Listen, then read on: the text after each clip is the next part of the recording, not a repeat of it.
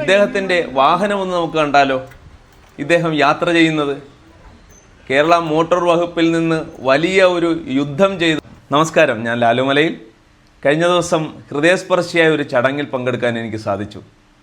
അത് അജിത് കൃപാലയം എന്ന് പറയുന്ന അരയ്ക്ക് കീഴ്പോട്ട് തളർന്നുപോയി വർഷങ്ങളായി വീൽ ചെയറിൽ കഴിയുന്ന ഒരു മനുഷ്യൻ, അദ്ദേഹം എന്ന അത്ഭുതത്തെ കാണുവാൻ എനിക്ക് കഴിഞ്ഞു. പ്രിയമുള്ളവരെ, നമുക്ക് കൈകളും കാലുകളും എല്ലാ പ്രവർത്തനശേഷിയും ഉണ്ടായിട്ടും നമ്മളൊക്കെ എന്ത് ചെയ്യുന്നു, നമ്മൾ എന്ത് മോട്ടിവേഷനാണ് ലോകത്തിന് കൊടുക്കുന്നത്? ഞാനൊരു മോട്ടിവേറ്ററാണെന്ന് പറയുന്നില്ലെങ്കിൽ എനിക്ക് വിഷമം തോന്നിപ്പോയി അദ്ദേഹത്തെ കണ്ടപ്പോൾ. കാരണം അദ്ദേഹമൊക്കെ ജീവിതം കൊണ്ട് നടത്തുന്ന മോട്ടിവേഷൻ്റെ 4 ഏലത്ത് വരില്ല എൻ്റെ ഒന്നും മോട്ടിവേഷൻ. അപ്പോൾ തീർച്ചയായിട്ടും ഈ മനുഷ്യനെ നിങ്ങൾ പരിചയപ്പെടേണ്ടതാണ്. ആ മനുഷ്യൻ എഴുതിയ പുതിയൊരു പുസ്തകത്തിൻ്റെ പ്രകാശനമായിരുന്നു മിഴിവിളക്ക്. ആ പുസ്തകത്തിൻ്റെ കവർ പേജിൻ്റെ പ്രകാശനമായിരുന്നു. അതും വ്യത്യസ്തമായ ഒരു ചടങ്ങായിരുന്നു. അതിന് പങ്കെടുക്കാൻ എനിക്ക് കഴിഞ്ഞു.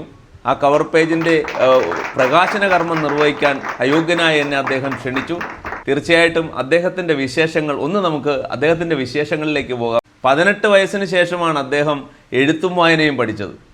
ഈ എഴുത്തും വായനയും ഒന്നും അറിഞ്ഞുകൂടാത്ത ഈ മനുഷ്യൻ ഇന്ന് ആ ഒരു പ്രദേശത്തിൻ്റെ ആശയും അഭിലാഷവുമാണ്.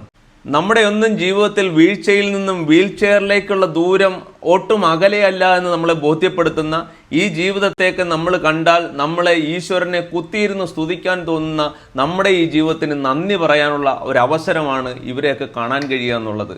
ഇദ്ദേഹത്തിൻ്റെ വാഹനം ഒന്ന് നമുക്ക് കണ്ടാലോ?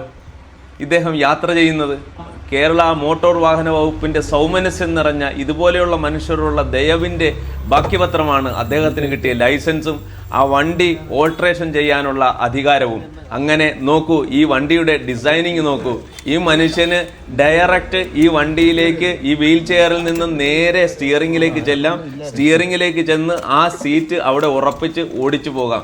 ഈ വിൽ പവർ നമ്മൾ കണ്ടില്ലെങ്കിൽ കൈയും കാലുമൊക്കെ നിശേഷം ഇഷ്ടപ്പെടുന്ന രീതിയിൽ ചലിപ്പിക്കാൻ കഴിയുന്ന നമുക്ക് ഈ മനുഷ്യനൊക്കെ ഒരു മോട്ടിവേഷൻ അല്ലേ? തീർച്ചയായിട്ടും നിങ്ങൾ ഈ വീഡിയോ ആർക്കെങ്കിലും ഒക്കെ ഒന്ന് ഷെയർ ചെയ്യണം. ജീവിതത്തിൽ എല്ലാം ഉണ്ടായിട്ടും നിരാശയോടെ ഫാനിന്റെ വെയിറ്റ് നോക്കുന്നവരും റെയിൽവേ ട്രാക്കിൽ പോയി യോഗ പൊസിഷനിൽ തലയും മണയും വേറെയാക്കി ജീവിതം നശിപ്പിക്കുന്നവരും ഒക്കെ ഒന്നോർക്കുക,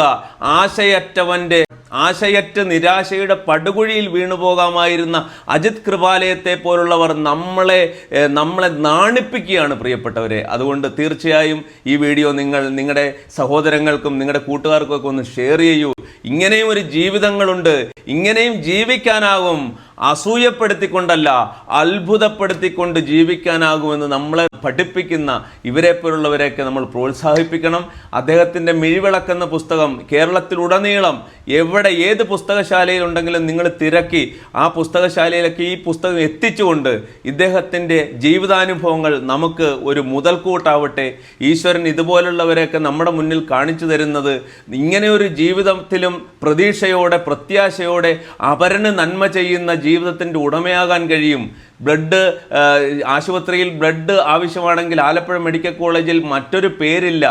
അജിത് കൃപാലയത്തെ വിളിച്ചാൽ ഏത് റയർ ബ്ലഡും കിട്ടുമെന്ന വലിയൊരു പ്രത്യാശയാണ് ഈ മനുഷ്യൻ. അങ്ങനെ വർണ്ണിക്കാൻ വാക്കുകളില്ലാത്ത ഈ മനുഷ്യൻ്റെ ഈ ഒരു പ്രത്യേകമായ ജീവിതം പുസ്തകമായി ഇറങ്ങുമ്പോൾ നിങ്ങൾ ആ പുസ്തകത്തെ പുൽകണം, ആ പുസ്തകത്തെ നെഞ്ചിലേറ്റണം. നിങ്ങൾക്ക് ആ പുസ്തകം ആവശ്യമുണ്ടെങ്കിൽ ഈ വീഡിയോയുടെ താഴെ പറഞ്ഞാൽ തീർച്ചയായും ഞാൻ ഈ പുസ്തകം നിങ്ങൾക്ക് അയച്ചു തരുന്നതായിരിക്കും.